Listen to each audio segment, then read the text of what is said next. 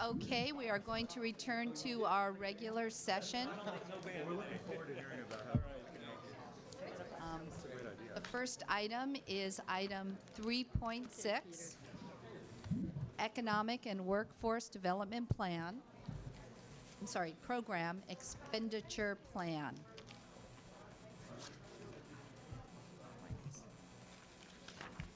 Is that Jose? I don't know who that is. I don't Turning know. the page. Vice Chancellor Jose Millan, you are up.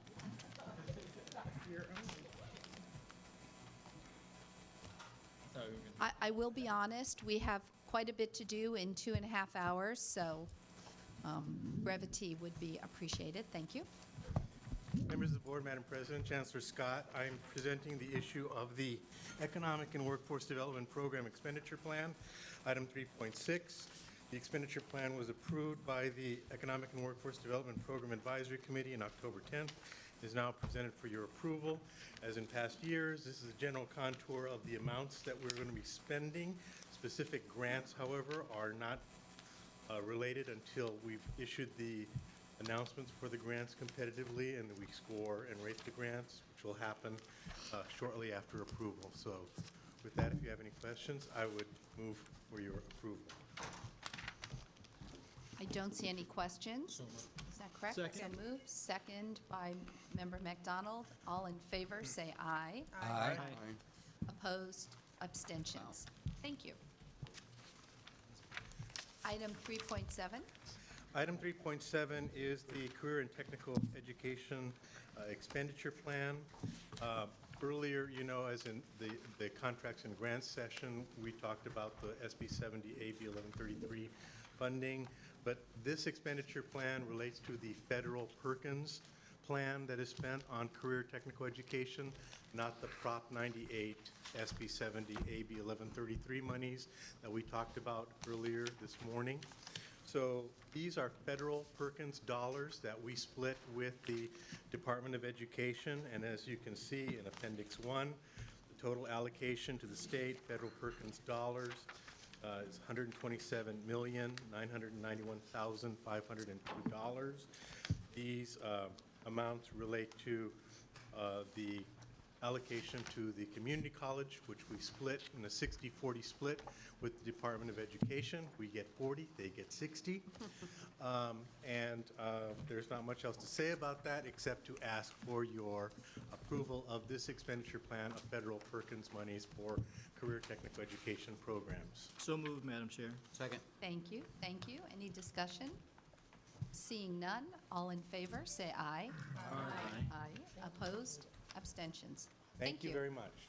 If I may, question before it goes. We all recognize how important these two motions are that we just made and approved.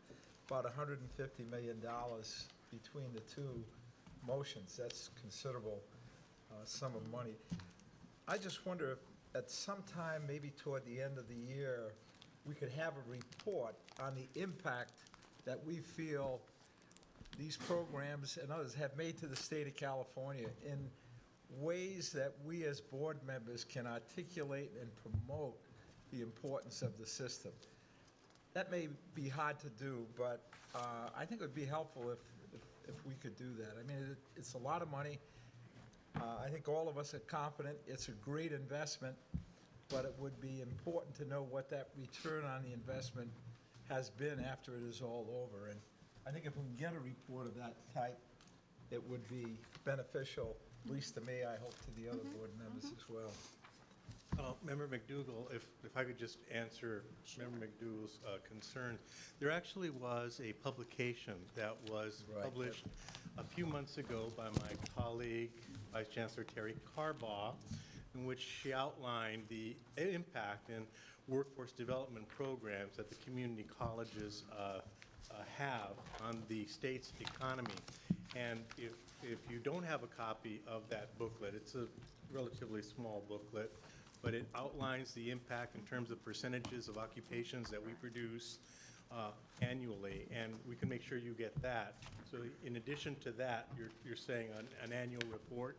We do make annual reports both in the Economic and Workforce Development Program as well as Career Technical Education. I think we have a report that's pending now, final approval, which we'll be happy to give to you as well. Well, per usual, the suggestion that I made has already been covered, so I appreciate that. We'll just make sure you get a copy. No, I need to revisit. I just think that loop part of the process is an important one, and I'm sure I read the report and I was impressed by it, but Yes. Army neglected. intelligence. Army intelligence. Thank you. I'm sorry, Member Haley. I just don't know if this is the appropriate time or not, but I just want to thank Jose for his, well, all that he has brought to the community college and to this particular part of our program. It has just grown, blossomed, made sense, and he has been a terrific spokesperson for us in the field, and we really owe you a huge debt of gratitude for what you have brought in this area to the community colleges and to this board. Thank you so much, Jose. Well, thank you, Member Haley. It goes without saying that this has been the best job I have ever had in 25 years Wow. of state service. So thank Wow. you very much for the opportunity to work for you. Well, we know that you tell everybody you're retiring at the end of December, so thank you very much. You've done a great job. Thank you. Appreciate it.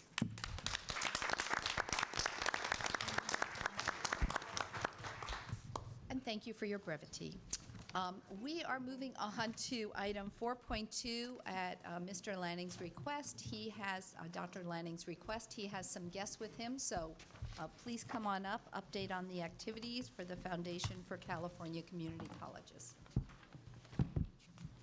Thank you, board members, for being flexible with the agenda with us as we usually are, I think, every meeting. And it's my pleasure today to update you on a few different things that have been happening recently.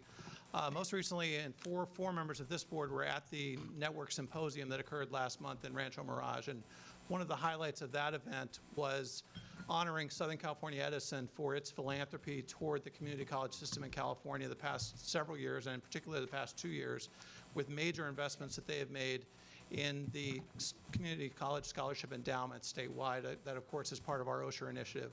And we have some representatives from Southern California Edison here today. Southern California Edison is the recipient of the Bernard Osher Philanthropist of the Year Award this year. And I thought it was appropriate that, especially at El Camino College, which is the really the start of the major gifts that they have made to the system. It was through relationships here at El Camino that started. That we would take the moment to recognize Southern California Edison. I want to invite them up to the table and let them introduce themselves and tell you a little bit about who they are and how they are being honored.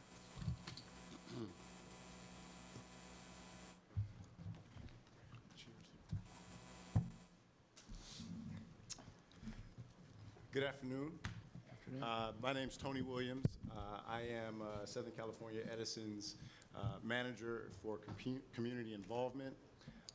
With me, I have to my left here, Roop Sumal, who's also part of our community involvement team, and to my far right, Ed Robinson, who is Southern California Edison's manager of community partners.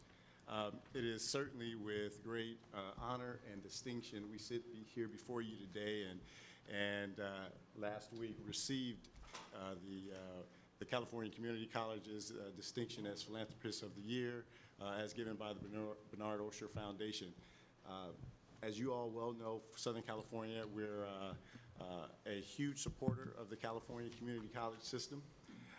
It is a great spawning ground for a number of the jobs that we have, and is a great place for us to help contribute and grow California's workforce of the future. So it is certainly in our interest to contribute and be a part of what goes on with the California Community College system, as well as career technical education and what have you.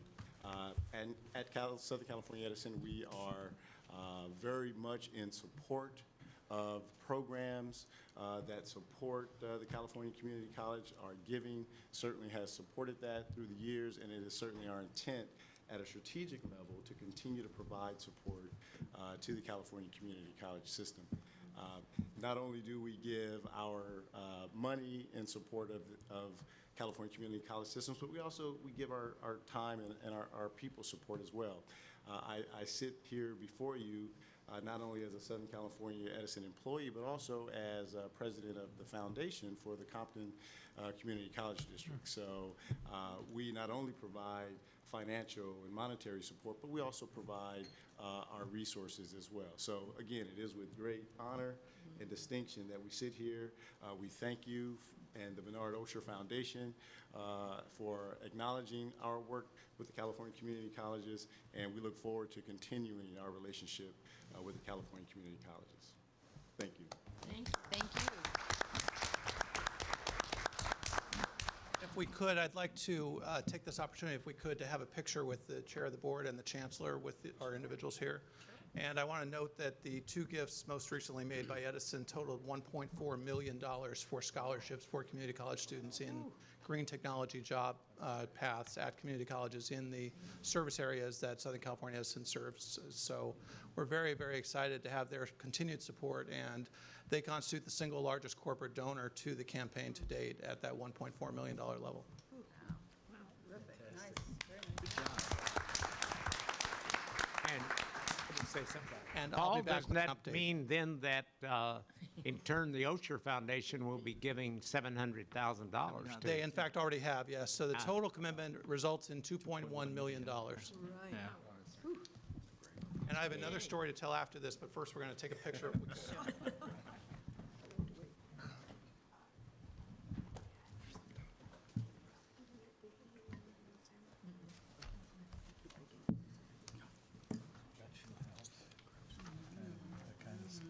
That's great.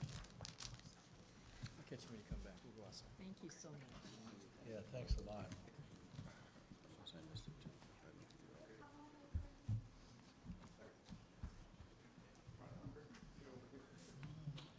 Where's Bobby? He usually gets in on these. I know.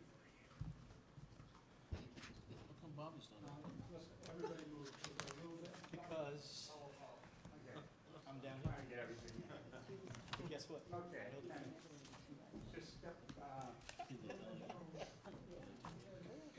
bad.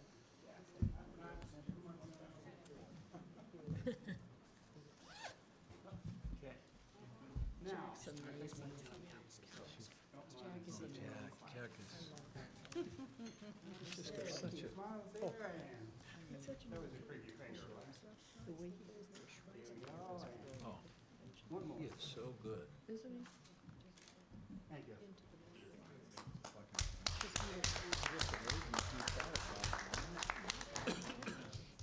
and he's got the health.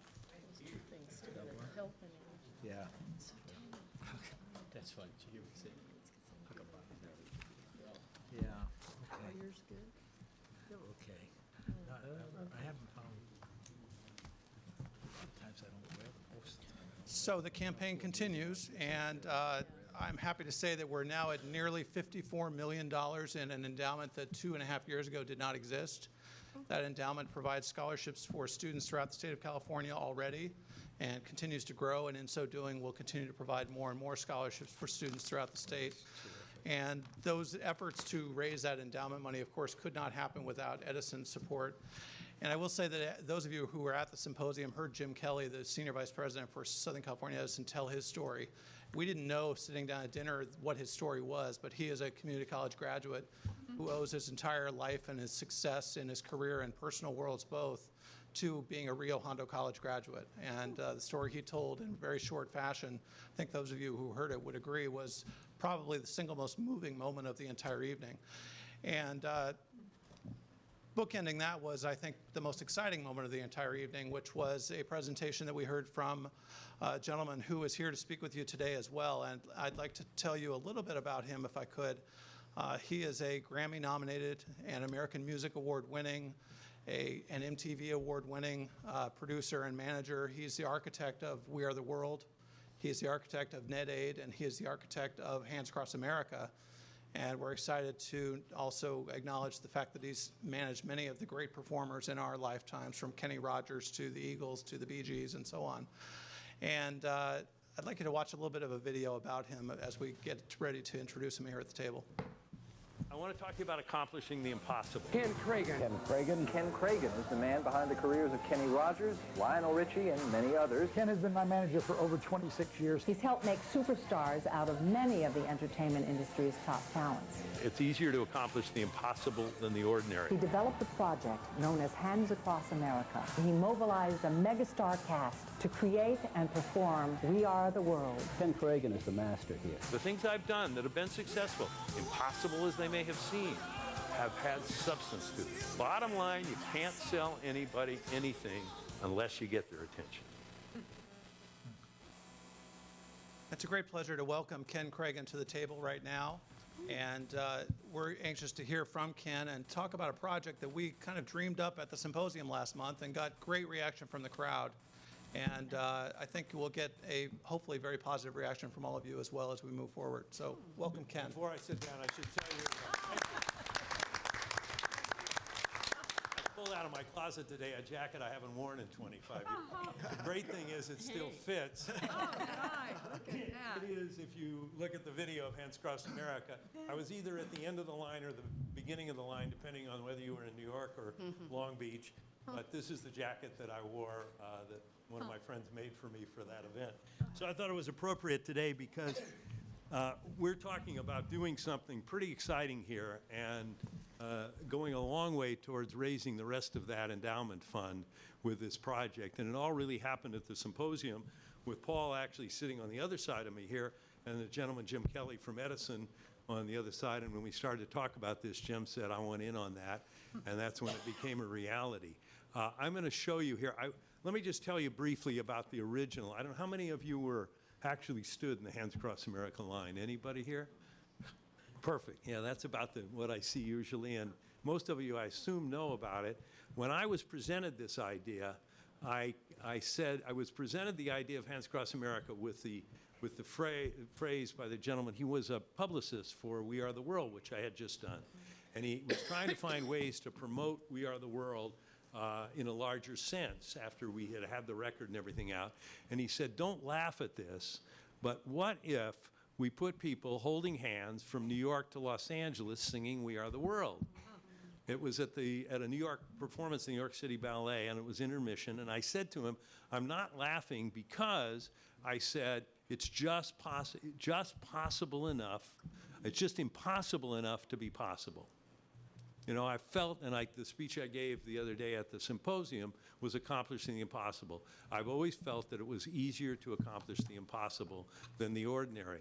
But here, just to remind you of what we did with Hands Across America, so you can see the enormity of what we're going to do with the college system here in California. Here's a very short, less than 3-minute video on Hands Across America. Might dim the lights if you can a little.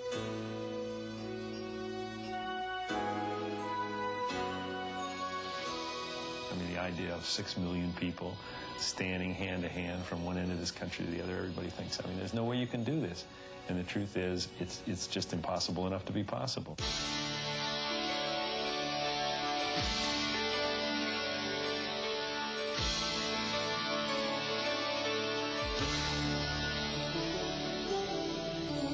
This is undeniably a beautiful country, America.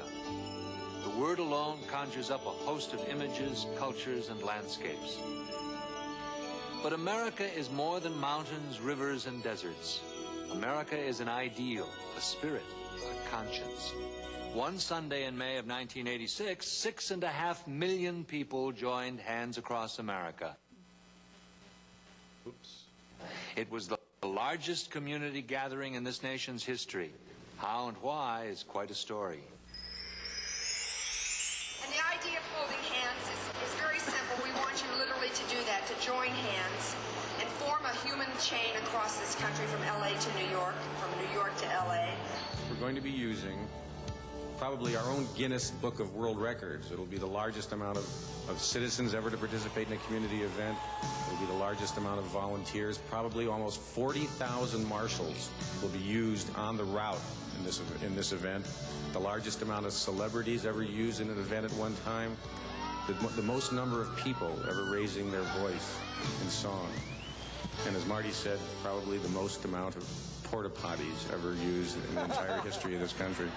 And just to give you a little bit of sense of the kind of physical barriers and things that we have, we go through 510 communities, we go over 10 rivers, and we go through 2 deserts. Yuppies tend to view it as an expression of the 60s cultural value. Old folks see it as neighbor helping neighbor, a lost tradition in America. Democrats see it as grassroots activism, and Republicans see it as private sector voluntarism. Parents see it as a way of bringing their families together. Patriots see it as a chance to prove America's goodness of spirit. Kids, God bless them, see it as the biggest party in the history of the world. Hands across America!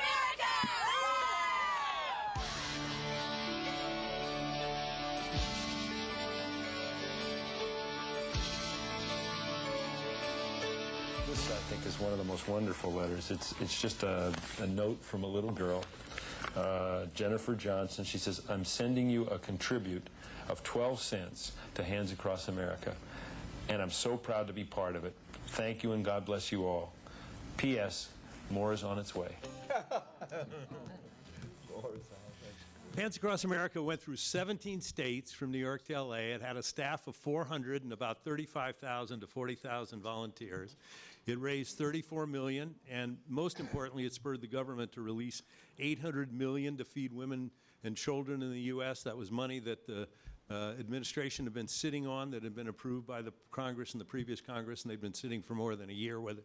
We got it freed within a month, and there were more than 700 major stars that took part in that, and many, many corporations. So, you know, here's a picture of my favorite picture from Hands Across America. This was on the bridge in Pittsburgh, the bikers and the nuns. Just to show you the diversity of this particular, and behind them on the wall, just appropriately, it says hang tough. You know, here's the point again. It's easier to accomplish the impossible than it is the ordinary. It definitely is. And here's what we're going to do. Hands across the California community colleges. We're calling it Hands Across California, but it's going to connect the 112 community colleges on April the 10th, 2001. And I'm here to get your endorsement, your support, and your participation in an active way into this great event. We are going, you have we're going to use about, I think we figured, what, 1.5 million. Well, take a look at the way the colleges are spread out, which most of you, I'm sure, are aware of. We probably won't get to that handful in the far north, and perhaps a few of them down east of San Diego. But with a line that starts down there in San Diego and connects all of those colleges and heads up through Los Angeles, up the 5 to Sacramento and slightly above, and then comes back down through San Francisco and down the coast, back down through LA again, and completes the circle, which is different than the original line.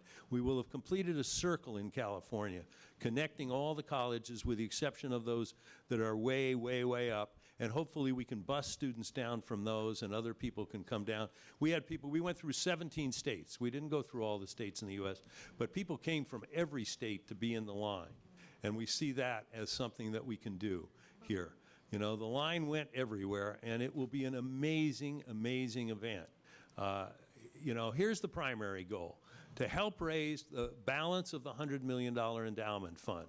One of the ideas is like you do with an AIDS walk or a cancer walk or a bike-a-thon. You've all had this where friends, or maybe you yourself did it, where you ask for a pledge to get you in the line. We're going to do pledges. We're going to ask people, students or alumni, to get pledges from friends that they're going to pledge to the endowment fund for them to be in the line, and we're going to ask them to come out as well. We're going to ask students, faculty, staff, everybody to participate in this.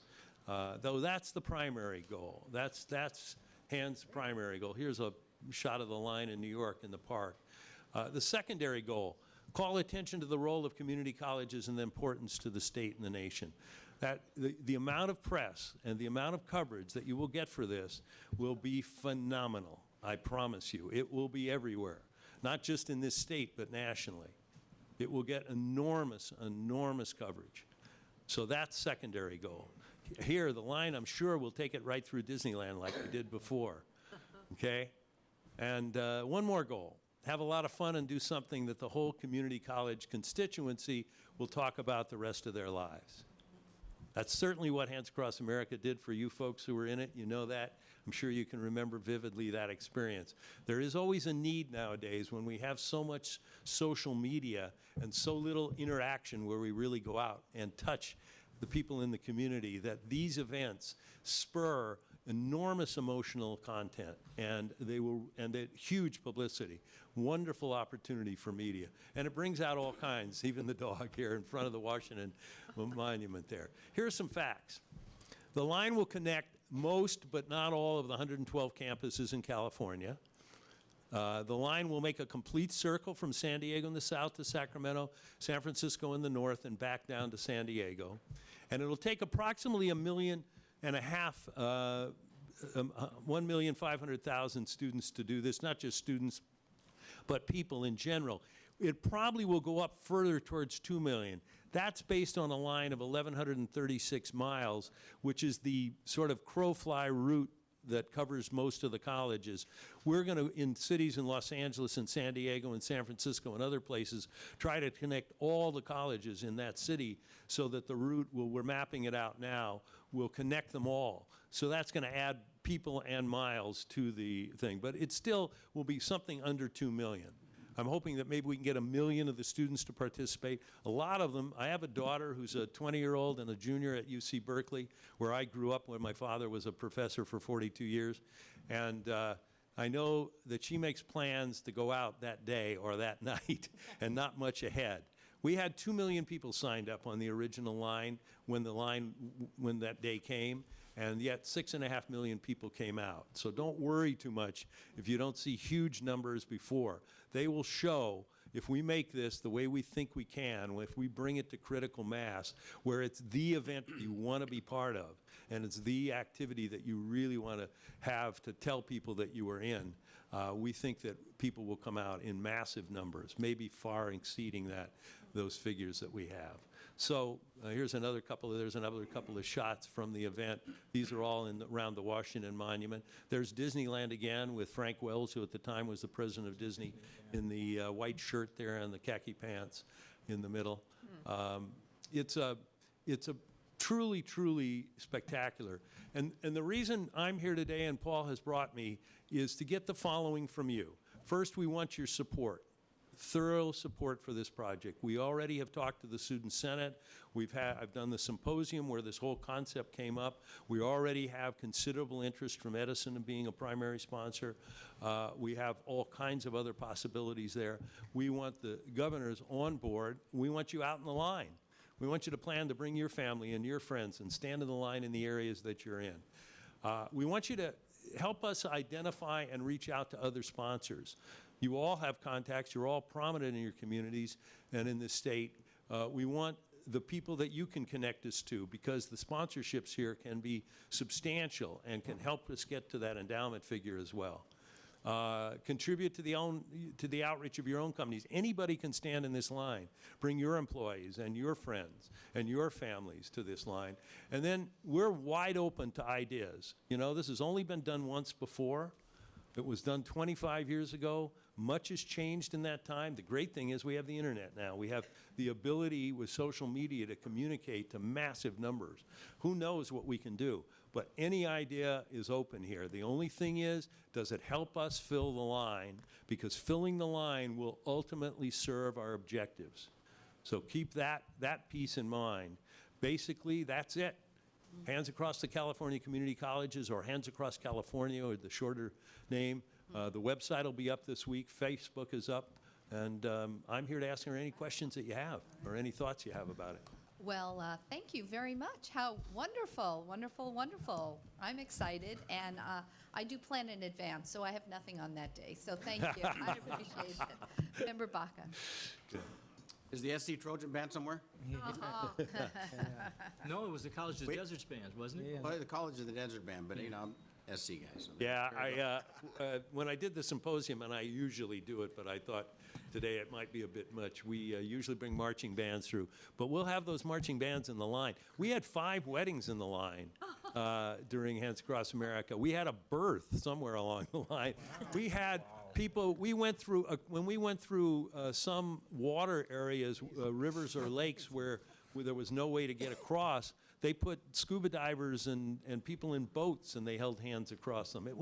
There are stories, endless stories. I brought for Chancellor Scott, a book here on it, which everyone can take a look at. Maybe you can pass around with stories from every state. And there's a wild kind of story here in the sense that when this was done, this wonderful book on the whole event, we sent it to the governors of the 17 states that we went through. And I got nice letters back from them. But here's the title page. You can see that woman, the white woman's hand holding the African-American child's hand with the flags. It was such an appropriate picture, we put it in here. I got a letter back from Governor Clinton from Arkansas saying, thank you so much for creating Hands Across America. And thank you for making Hillary's hand famous. Turns out that is the hand of Mrs. Clinton. Oh, wow. Oh, wow. We didn't know, we had no idea, but he, of course, recognized the hand and the ring. Any other questions? Yes. I just wanted to begin by thanking you for your contribution here. And, you know, having been at the Hands Across America, it was a major event. And I had family and friends all line up there. And you know, it was one of those things that I think a lot of people say, well, you know, it's like, you know, can it happen? Well, it did happen. And I think Dr. Lanning and you working on this and us joining you, I think it'll be a great event next April. Well, I forgot to mention that May 25th is the 25th anniversary of Hands Across America. There's going to be a lot of attention to it anyway. People have talked about trying to restage it. It's not going to get done. Believe me, it took 400 employees and 35,000 volunteers. We're not going to reorganize that. Plus, I don't want to go back again. This is a whole different kind of event. We're creating a circle. We're tying California colleges together and what they do together. So that's the purpose. Member Ramos and Member Perez. Thank you. And Ken, I echo Member Baca's thanks. This is a very exciting opportunity for us, a very timely one. Your enthusiasm is very contagious, and I think you've succeeded here. I don't want to speak on behalf of my colleagues, but I think we're fired up and ready to go. I guess the one thing that I would want to ask from a practical standpoint is, given some of the changes in the landscape and the technology, what are we looking at in terms of the kind of infrastructure that you need to pull this off? What is it going to cost, ballpark? And, you know, I would ask Paul, do we have the infrastructure to kind of make it happen in a seamless way rather than a kind of chaotic way that might be more hurtful than helpful? Well, we've done some preliminary estimates on an operating budget, of course, for the entire project, and that is just south of $1 million for the entire operating budget, which, if you compare that to, in 1986 dollars, Hands Across America was $17 million. In 2011 dollars, we're talking about less than $1 million because of technology, but also because of the fact that we have an organization already built, and that is not just the Foundation for California Community Colleges, which has some of the infrastructure that we would otherwise have to hire out, marketing, collateral, technology, et cetera, but we also have 112 colleges with community college foundations, with student groups, and so on. There was no central force behind Hands Across America except for the feeling of capitalizing on that moment in time, and we are the world, and so on. So we have an infrastructure in place, and we actually have plots in a map that we actually know we want to hit, as opposed to creating it from scratch. We have 112 institutions that we want to involve in this project. So I think the logistics are entirely different in many ways. Certainly the technology and the efficiencies and the economies of scale are very, very different. That said, we don't plan on embarking on this without corporate partners that will underwrite that operating budget, so that all of the money that we raise will go toward our goals, which are, number one, to complete our endowment challenge, which I will mention as well. The deadline is June 30th of 2011, so the timing here could not be better. And the 25th anniversary is in May. The White House Summit, of course, had just occurred literally a week before the symposium took place. We have kind of a confluence of circumstances that really leads us to the road down to success here. But in addition, we have, I think, the ability to do things that weren't even possible in 1986. And my hope is that we also have an audience of 2.9 million students, of 600,000 faculty and staff, and of half the adults in California who have passed through our doors at one point or another. That's an audience that we've never tapped into and that Hands Across America, quite honestly, didn't have. So we are starting with some cards in the deck that didn't exist then. I might add one more thing. The very first question that all of us had, from Jim Kelly at Edison to Paul and myself, was, can we get this insured? Because insurance, I literally flew to New York with one insurance company with my board telling me I had a week to get this done or there was going to be no Hands Across America, and we were only a month away or 2 months away from the event. And I did get it. But thanks to Paul and contacts that he has in the underwriting area, we found that we can do it and that we can do it at a reasonable cost, somewhere around $200,000. And we've already, that was our very first thing that we did. We couldn't make this real. And we were on a call with Jim Kelly the other day, and the first thing he said is, let me ask you, did you get, and we were able to tell him, and he was amazed that we were able to do it in that kind of range. It isn't definite yet because we have to give them the full route and the number of people and everything. But that's a huge hurdle, and it's at a very reasonable expense to pull this together. We'll put some self-insurance money there as well. But that's a big, big question in today's litigious society. You worry. I mean, if you can imagine. But we had the other thing is we did the event, and we had none of the things that the actuaries told us were going to happen. And since then, these particular insurers have had a lot of experience with Amy Karen, aid walks, and is it the cancer? Susan J. Komen. Susan J. Komen walks and those kinds of, they've had a lot of experience, which is the good news. So I think that really helps us. The other thing I wanted to say is I am absolutely blown away by the infrastructure that exists at the foundation. I mean, I would not do this event. I've turned this down 50 times redoing this event, and I wouldn't do it except for the fact that A, we had a sponsor who said he'd step up, and secondly, already, and we know we have many others that will come to the table, and secondly, that there is already in existence a terrific organization. I've talked to many of the people. I'm going up next Tuesday to meet with everybody, and there really is an infrastructure to put this on. I didn't have that in 1985. I had to build that from scratch, you know, so it's really quite an experience. Thank you. Member Perez? I just want to say I'm really excited that we're the beneficiaries of being able to have the opportunity to do this the second time, because the first time there was obviously a lot of success, but there was also a lot of learning. And I can't think of a better way to do this than engaging the community in this. Us being the California community colleges and being able to engage the community and helping to achieve the remaining dollars that we need for the gift, I think is absolutely wonderful. And I'm on board. So. Great. Thank you very much. Any other comments or questions? I'll say something. Chancellor Scott. Ken, thank you. I'm so grateful that you have chosen to take your talents and use them to help California community colleges. Well, thank you. I grew up, my family came to California in 1852. My great-grandfather came across the Isthmus of Panama on a donkey and took a steamer to San Francisco, and my father left a very, very lucrative top law practice here in Southern California to go back to Berkeley to teach for 42 years, and that's where I grew up. And the California educational system, the state system, has been a part of my life the whole time. So it's a pleasure to be able to do this. It's exciting. Paul and I are stoked and hope that you folks are too. It sounds like if he came in 1852, that was shortly after 1849. Yeah. So he must have heard the dream of the gold.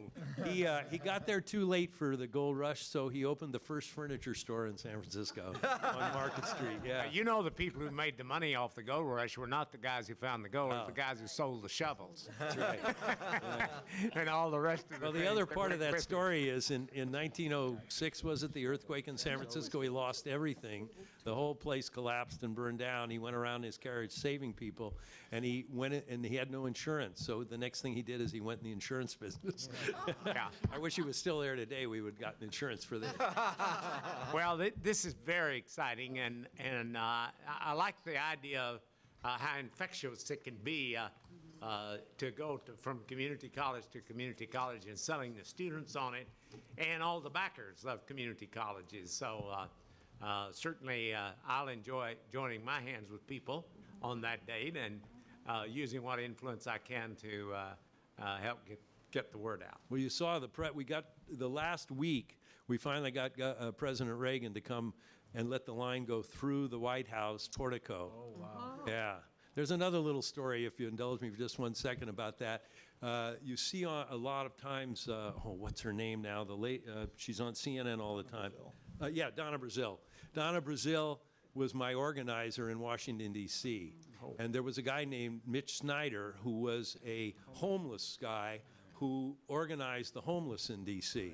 And when Reagan, who Snyder blamed for the poverty and stuff, rightfully or wrongfully, he blamed him, agreed to stand in the Hands Across America line and let it go through the White House, Snyder organized a group of homeless people to march on the White House.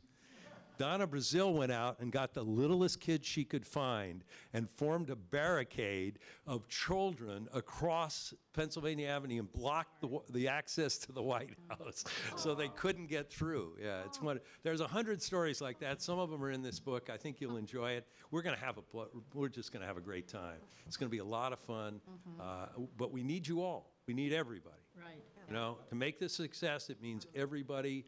Get your friends, your family, your schools, your jobs, everybody.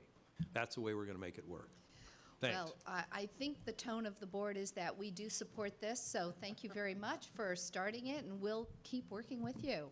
All right. Thank you very much. Keep us informed. What do we need to And do? give us your ideas. We're open to everything. Okay, Thanks. and sponsors. Thank you. Thank you. Thank you. Is this one of the best things? Does that end your report, Dr. Lanning? Yes, I think that's enough for one day. Okay, thank you. Thank I you. think that's plenty. Wow, that's fantastic. Okay, we are back to item 4.1, the Task Force on Student Success. Chancellor Scott. Well, it's always difficult to follow up something like that, but I'll do my best. I don't think there's any subject that is now catching on among community colleges more than the idea of student success. We have, in fact, I'm leaving tomorrow for an AACC. By the way, that's the American Association of Community College, the Board of Directors meeting. And I have been invited along with the other 49 state directors of community colleges to get involved in what's called the completion agenda. And I've already cited this study that says divided we fail. And I always feel like that when there is perhaps some might call criticism directed at us, that the thing to do is to get on board and to say, hey, you know, we're right out there front as far as reform is concerned. No one's more interested in completion than we are. We really intend to see that students not only get access to community college, but are also able to complete community college, whether that's a certificate, whether that's a successful transfer, whether it's an associate degree. And in that connection, last year there was a very important bill, Senate Bill 1143. I think I've told you this story, but I'll briefly repeat it. At first, we were concerned about 1143 because it seemed to have only one cure for completion, and we thought it was a rather harsh cure, and that was that there would be 2 census weeks. And immediately, if those were, instead of 1 census week, that would have cut our income by 8%. Well, you can imagine that all of us in the community college were less than enthusiastic about that. But after that bill didn't get out of the Senate because of the steadfast opposition of groups in community colleges, faculty, the league, our office, then the call came and asked me if I would sit down with the author and work on the possibility of amending the bill. And we were able to come up with a bill that said we would form a task force that in turn would look at student completion, and that we would work on student completion for a whole year with the best thinking that we could get in California community colleges and outside the colleges to improve completion rates in community colleges. And the bills went on to say that after a year, it would go into effect on January 1st, 2011. But in 2012, we would report back to the Board of Governors. By the way, the bill specifically says that the task force would be as a result of the Board of Governors, and that, and then in March, we would report to the legislature. So the bill was passed. Now, I immediately recognize that there's a lot to be done to make this successful. One thing is we needed funding. The state didn't give us any funding. With the help of the staff, and I particularly want to compliment Barry Russell, we've put together proposals to 4 different foundations. So we've already gotten approval from one that we think will provide us with the money that's necessary for this task force to operate. Now you say, what would the task force be doing? Well, number one, we want to hold some meetings to get ideas in the regions of the state. We want to bring in experts from California and from other states about how to work completion. And we need really a full-time coordinator, because the task force, which will be made up of key people, but you know, they're going to be people who have other jobs as well. And so we will want a full-time coordinator. So in making up this task force, here are the kind of people we want to ask to be on it. We want people from the community colleges, including CEOs, including faculty. For instance, had conversation with Jane Patton about this, trustees, students, and we would like a representative from the Board of Governors that the president can appoint. But going beyond that, I've asked a member of your Board of Governors to serve as the chair of this task force, and his name is Peter McDougall. And Peter, I called him up and I said, Peter, we've got a job. And he knows the enormity of the task, because he said when he was the 20-year president of Santa Barbara City College, he had spent a lot of time on this, and he said, that's not easy to do. And I said, yes, but I think you're the kind of person who could head that up. And he called me back after a day of thinking about it and tackled the job. Now, Peter's retired, so you can imagine what a cost that will be to him to tackle a job like that requires, and I'm thinking of this task force meeting together for about once a month for the next year. But I don't think we just need community college people. I think we ought to have a representative from K through 12. We ought to have State Senator Liu, because after all, she is the one who authored the bill. We probably need at least one business leader, and perhaps someone who's done research on community colleges. So what I propose to do, I've asked for ideas.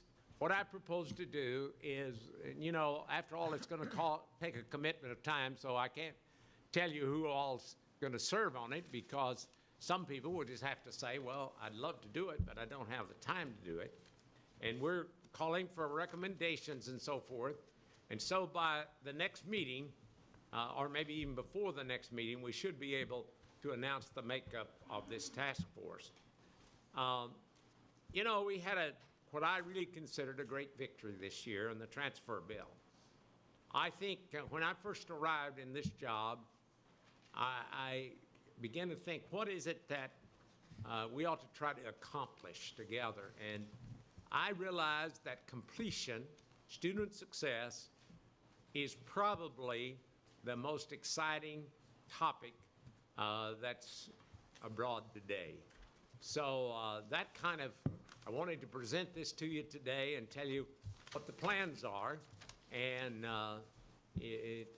you know, answer any questions you might have about how we'll accomplish this. But I think I see a vision of that task force meeting and then coming up with the recommendations, solid recommendations on basic skills, on ways in which we might change methodology of teaching, looking at all kinds of issues that have to do with improving the completion rate. We've we probably can improve transfer, but I think this transfer bill is already a step in the right direction of improving completion. So I wanted to update the board on this matter. Thank you. Any comments? Member Thomas and Vice President Himmelstein. Chancellor Scott, I heard you mention a number of the constituents in the community college system, and I didn't hear you mention classified staff. I'm sure that that was a mistake. Well, we'll certainly take that under consideration. They're not generally involved in the classroom like the faculty is. That has to do Yes, with they are. completion. Well, I meant, you know, not to the degree, but that'll be taken under consideration. I also, I hope I mentioned students. You did. Because we've asked the Student Senate to appoint somebody to the board, to this task force. Any other comments or questions, Vice President Himmelstein? Yes, just, well, first of all, I would say I'm delighted Peter McDougall will do this. I think that's great news. Just a matter of clarification, Chancellor. Does this come back to the Board of Governors, meaning the members, or is this are these members something that the Chancellor's office decides and lets us Well, know? I want- what is our role here? Okay, I want your input. I want a choice. The problem would be, I don't know that, I would hate for us to say, somebody say, well, we're going to have Mary Jones on it, and somebody else will say, Right. well, what about Charles Smith? He needs to be on it. And, you know, I don't think a group of 17 can sit around and talk about every member of the task force. But I do think that's why I outlined before you, and there's been a suggestion already here of how we could improve it. I do think we're going to need a general outline, and then we'll get input from all groups and then present to the board what the composition is. And I did want to say that the Board of Governors already, of course, Peter will be on it, but I think you ought to talk to members of the Board of Governors and make a decision and make a recommendation. And so just as a follow-up, this, our role is a consultative type of role, and we will be getting regular reports. Exactly. back. You'll This get is- regular reports all the time, and of course, Peter will be attending your Right, meetings as well as that, so he can give you a report on the progress of the task force. And by the way, as people have asked me, I think one person said, well, you mean there'll be no legislation or no action taken on improving student success? And I said, oh, no, that doesn't mean everything's going to stop. And we want to build on efforts that have already been taken. I think one thing we're going to build on certainly is the Commission on the Future. It's been done by the Community College League because they have some excellent. Theirs was a little broader than merely student success, but they had some wonderful recommendations on student success. And we don't want to reinvent the wheel. There's a lot of studies that have been done on student success throughout the United States, and we want to build on that. Member Baum. So again, just for procedural purposes, if we have folks we think would be valuable members of the commission, do we submit them to the president of the Board of Governors, or do we submit it to the chancellor? I'd like to submit it to me, but I would like to say, as far as whoever is going to serve from the Board of Governors, I think that ought to be submitted to the president of the board, not to me, because I don't want to make that selection. Right. And then But if you have some other ideas, submit names. There have been names already that have come in, but if you have other names, we'll be glad to. No, I think this is terrific, and I've gotten actually some expressions of interest from a number of folks, both within the system and outside the system. Oh, by the way, I don't think there will be a task force, but there will be a lot of subgroups. Yeah. That, for instance, like if we're going to talk about basic skills, we ought to bring in people that are experts on basic skills and form a subcommittee on basic skills. And so if we have a study on financial aid, how can financial aid improve student success, we ought to have a subgroup on financial aid and so forth. And then rather than actually discussing the composition at the meeting, though, the board will still take an action, the task force will actually still be appointed by the Board of Governors, right? Yeah, I'll Yes. come with a recommendation. Right, so at to our that next effect. meeting, I expect that we'll have a slate of membership that we would then act on. Okay. Member Haley? Will we have something in writing about this to describe it, Chancellor, or was your presentation? Well, I'd be happy to produce. Right now, we're kind of formulating what we're going to do, so I can't put it all in writing, but I'll be glad to. When I present the names of the task force, I will also point out the charge of the task force and so forth and what it. But honestly, to me, that's one of the things that's going to happen when you get together a group of very inventive, innovative, sharp people. It's going to take directions that we hadn't even anticipated. Right, sure. Because I don't consider myself an expert on student success. I've got some ideas, but for instance, if I were talking about basic skills, I want to talk to those people who teach basic skills. Sure. Absolutely. Thank you. Any other comments or questions? Okay. If I may, just a couple of comments I'll Sure. make. And then we have one member from the public who's going to also have a comment. Yeah, I just want to reinforce so much that Jack had to say, but more than anything is the challenge of the task before us. I mean, I spent 21 years as president with no theme that was more prominent in my efforts than student success, because if you think about the mission of the community colleges based on open admissions, what enables that to have meaning is that students who participate through open admissions are successful as a result of that. If they are not in sufficient numbers, we are not realizing the promise that the system holds up. And you know, as you know from the little report this morning from Cal State Sacramento, there's a lot of criticism about how effectively we fulfill that mission. We clearly fulfill it for a lot of people, but in terms of the gross numbers, there's a lot that's lacking. That's number one. Number two, I think we have to be very careful of our definitions, and I use the plural intentionally, of what student success is. And I think to a great extent, we have to be able not to sell success in the non-traditional areas. I mean, the obvious examples of success are our transfer numbers, our certificates, to the extent that we can track it, the placement of our graduates from vocational technical programs into work. Those are obvious. But I think we have to look at other elements that are equally as important. So the definition of student success, I think we have to be careful in ensuring that that is going to be, that those measures are going to be very broad. Third, and Jack mentioned this, is we're not reinventing the wheel. There's been tremendous work that has been done within this system on the student success. And I think more than anything, we have to understand that. We have to be able to distill from all the efforts that have been made those that hold the most promise, so that we can hopefully promulgate those those practices as thoroughly as we can.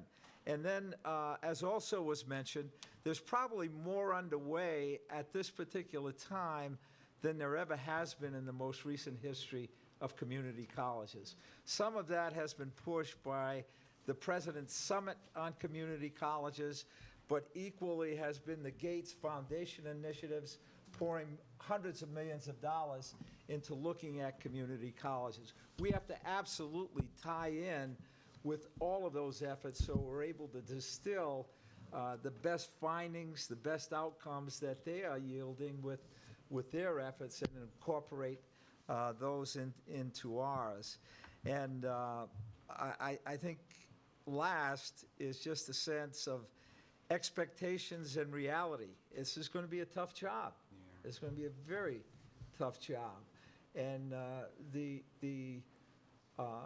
objective is not to produce a report that looks good, but to produce a report that will truly be seen as being valid from the system perspective, from the perspective of the faculty, the CEOs, the leaders of the community college, and that works on behalf of students. And that's no small undertaking. So I approach it with a bit of trepidation, so I'm trying to get all the reasons on the front end of why we might be a little less than successful. But it's going to be a tough job. Well, I look forward to you doing it. And as you spoke, I wondered, when you talked to the author of the bill, did you envision that second step? You know, oftentimes the legislature does a pilot project after a study, or is there any expectation? Well, I'll talk here to the Board of Governors. I suggested that it be in the hands of the Board of Governors rather than the legislature. We're going to give a report to the legislature, and there may be legislation called for, but I thought there could be better discussion here. A lot of times, and I was one, so I ought to know, but I mean, I'm just saying legislators are not as attuned to this whole issue of student success as I think the Board of Governors are. So I have to be blunt there. Peter, thank you for doing this. Member Paris. I think this is an important thing to take on, and as you stated, there's a lot of other studies that have been done in this area as well. I really hope that one of the action items, in addition to recommendations, is a recommendation for an implementation plan. Because we can have another great plan that sits on the shelf, or we can have a plan that is actionable and that we can actually implement. So I would just ask that part of that is a recommendation for how to implement as well. Good thought. Okay, I don't see any more discussion. Now a comment from a member of the public. Yes, Will Bruce, president of the EOPS Association from Hancock College.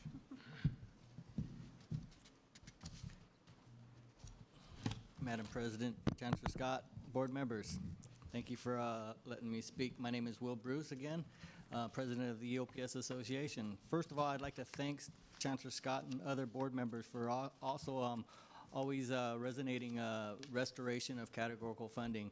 And we all know this is key to student success. I think forming this task force, which is first steps of doing so, restoring the categoricals, we want to make this case that student success starts with funding proven programs like EOPS and CARE. These programs help underprivileged and underrepresented students succeed in the community college system. Anyone that would create or start a new program before restoring existing student service programs that have already been proven successful in the community college would be sending us all backwards by not keeping the dream alive for our most vulnerable students. Student success starts with EOPS and CARE and other counseling support programs in the community college system. And we want to make this case to the task force at hand. And congratulations, Peter McDougal. You got a big job ahead of you. Thank you. Thank you. Thank you. Moving on to item 4.3, State Budget Update, Executive Vice Chancellor Skinner.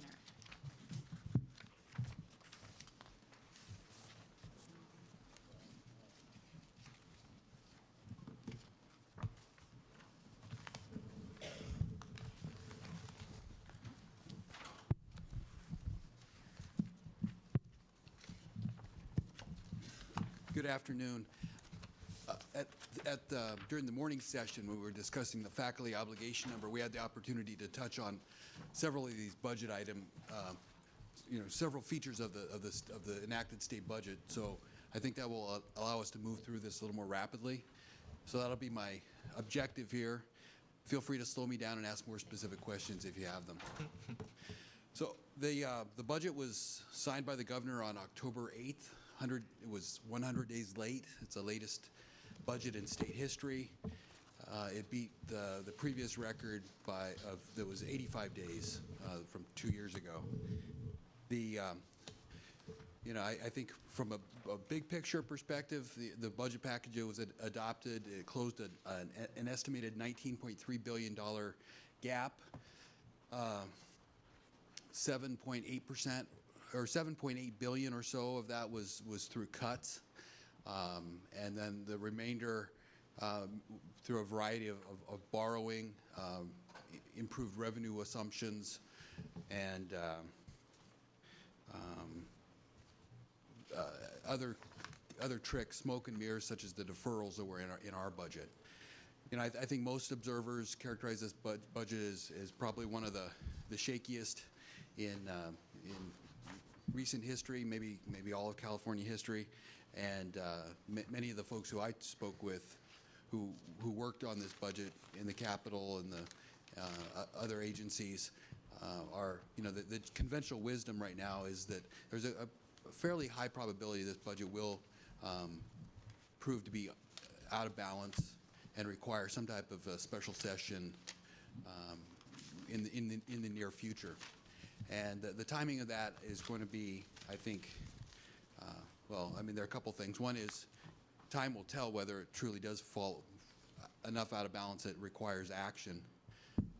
And then secondly, there's always the strategic decisions by state leaders how they want to react to that.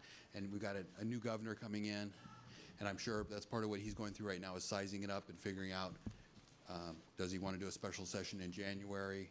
Does he want to try to deal with this as a multi-year problem and maybe not do a special session this year, but come up with a 2 or 3 year plan? You know, there are always a variety of ways that state leaders can deal with a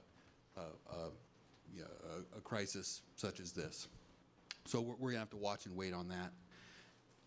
Now, in terms of the specifics of our budget, as I pointed out before, I think the deferrals are in many ways the centerpiece of our budget. This $129 million that was pushed from this fiscal year into the next is the way that the legislature and the governor funded our enrollment growth. And I think it's reflective of the kinds of gimmicks that state leaders use to bring this budget to come to agreement after such a long impasse. And you know, that kind of leveraging, that kind of borrowing that's evident in our budget is reflected really throughout all the sectors of the budget, the state budget, and in all the major programs. So again, I think it's you know, a key element of our budget, and again, I think it's reflective of the overall state of a very shaky state budget. The enrollment funding that's in our budget, $126 million, will support 2.2% enrollment growth.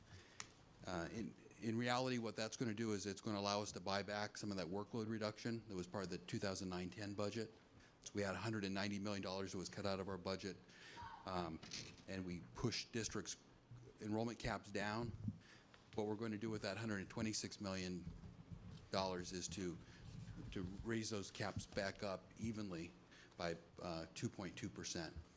So the workload reduction was about 3.9% down. We're going to be able to bring it back up 2.2%. So it's about 2/3 of that workload reductions being cured here. I mentioned before the cost of living adjustment is 0. Really, the only other change of any magnitude or ongoing change of any magnitude in our budget is the SB 70 Career Technical Education Program received an augmentation of $20 million.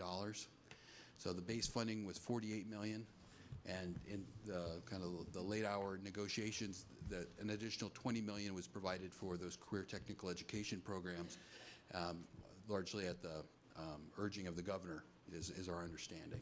And you know, he was wanting to leave that program with a little boost on his way out, I guess. And so we're working with the Department of Education and Department of Finance to figure out the best way to structure that additional investment. In terms of, there are some other, there's another pot of funding I wanted to touch on, which is mandates. The budget provides $9.5 million for for mandate claims that are filed during the current year, 2010-11. So that's $9.5 million. And then the budget also provides $22.3 million for prior year mandate claims. So all told, it's about $31 million that this budget puts on the table for our colleges to reimburse them for mandated state programs. Just to put that in context, right now the state owes the community colleges about $380 million for prior year mandate claims.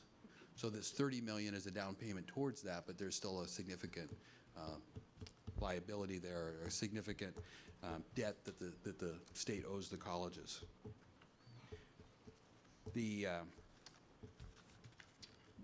budget does not include any increase in student fees. It did not include cuts to Cal Grants.